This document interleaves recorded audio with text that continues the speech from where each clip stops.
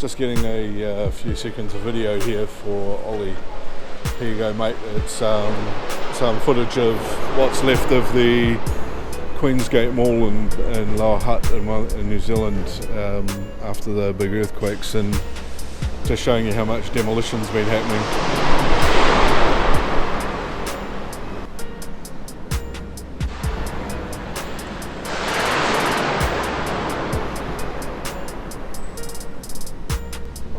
Almost half of the car parking and a 12 theatre complex down the end's been demolished recently, just to give you an idea of the scale of how much is happening. Today's story is all about statistics. The statistics are interesting. They don't change anything in themselves. They just measure things that already exist and help you make changes and influence the way things happen. And there are a lot of rather interesting statistics out there. For example, statistically, the middle cubicle in a row of toilets is the one that's least used. Useless information or valuable information? Here are some other weird statistics I've just found. The odds of being killed by freezing are 1 in 3 million. The odds of being killed by poisoning are 1 in 86,000. And your chance of being killed by a dog is 1 in 700,000. And if you think that sitting at home with your doors locked is safe, I've got some bad news for you too. The chance of dying while in the bathtub is 1 in a million. The chance of being killed by a tornado at home is 1 in 2 million. And yet the chance of dying in a plane crash is 1 in 25 million. So if you're scared about safety, go spend all your life on a plane. It's much safer. Someone's even worked out that on a Big Mac hamburger there's an average of 178 sesame seeds. Who worked that out? And next time you're out there soaking up your next dose of vitamin D, don't forget that 1/3 of all cancers are related to sun exposure. But the most important one to remember when you're talking to your friends is that 96.4% of all statistics are made up on the spot. There is a reason for me blabbering on about all these statistics, and that is that statistics is a big part of YouTube creation and publishing on YouTube and developing and growing an audience. There are a huge number of tools available out there for measuring what's happening now with a YouTube account.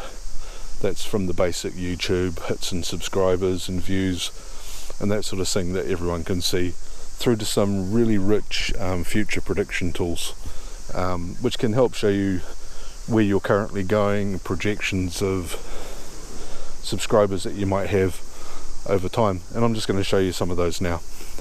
As you can probably predict, your starting point is going to be YouTube. It's got your basic statistics and information that you need to keep an eye on what's happening, especially during your initial growth and things that I've talked about in the earlier vlogs. So you can just come up and click on the My Channel link, and straight away here at the top you see you've got your subscriber count, your current views, and video manager. The current views one, this is your statistics link. So if you open that up, it loads analytics, and as you can see in here straight away, it gives you the last 28 days of information, and just the really basic sort of thing you want to see. You can see that 45 people have shared things in the last 28 days. That's how many videos have got in place, all this sort of thing. The other information includes how much time's being watched on each video, that sort of thing, and this is just all good basic information, and you can see how it's changing over time.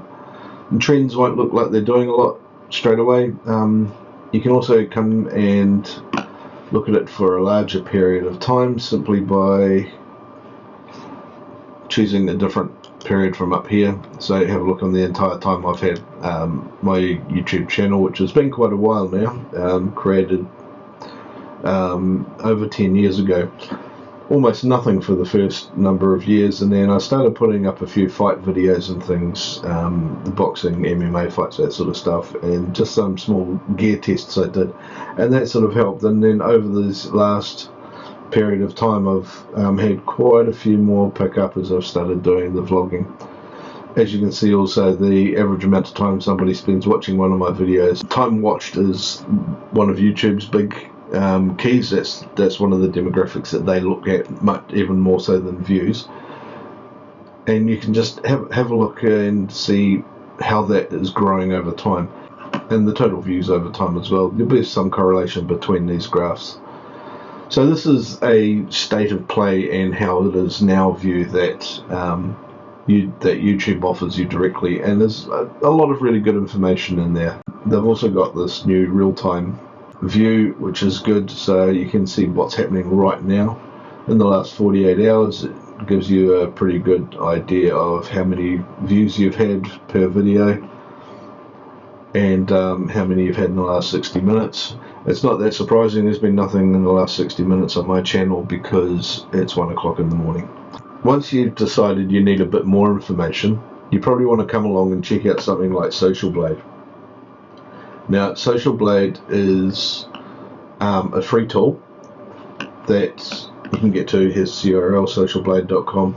Come and search for your YouTube name or your channel name in there, and it'll give you information on your current view and a bit of demographic information, the same sort of thing that you're getting from YouTube, but it's also got this future projections tool. It's just a very rough guide of where they see you going if you're not making any changes to the way that you're doing things.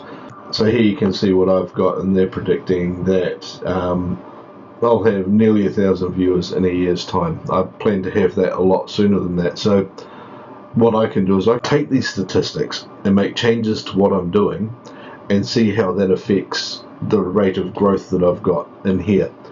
So I would like to see 1,000 viewers turning up in 30 days, and then that will of course alter the projections of what's happening in the rest of this. You can look at it from different subscriber milestones, so say how long is it going to take me. So the statistics aren't what's actually going to happen, it's a view of what is most likely to occur if the current trend doesn't change and everything continues as it is.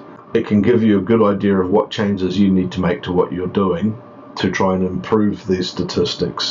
There's the old adage of altering reality to meet the desired statistical outcome, and while that's often used with a bit of tongue-in-cheek, it's actually quite a relevant thing. When you look at the statistics, if it's not the outcome you want, then obviously you need to change your behaviours, change your delivery methods, add something new to try and meet that. Personally, I'm trying to do it without buying views, without buying shares, and without having to hook up to any groups and sign up to things. I really want to do it on my own bat, and I know that's making life harder for myself. It's not taking it easy out, but I think it's also going to be more sustainable when I do that. Social Blade's not the only one. There are a number of others. For example, we've got vidstatsx.com. This is a similar thing to Social Blade. Once again, it looks at different YouTubers and YouTube accounts and has a look and sees how they're performing and how they're getting to what they're doing. Here's one that I watch, obviously Casey Neistat, who doesn't? And it's interesting to come and see how his subscribers are moving every hour. And you can see straight here that he's gaining that many each hour. He lost 144 on that hour. That's kind of interesting. I wonder why that would have happened. But you carry on and you can sort of see what sort of trends they've got going, and you can look at that once again at different periods of time. I'll just try and search for myself in here, which hasn't worked so far. It's taking a lot longer for this particular tool to pick up and recognise me. So there we go. It hasn't found me.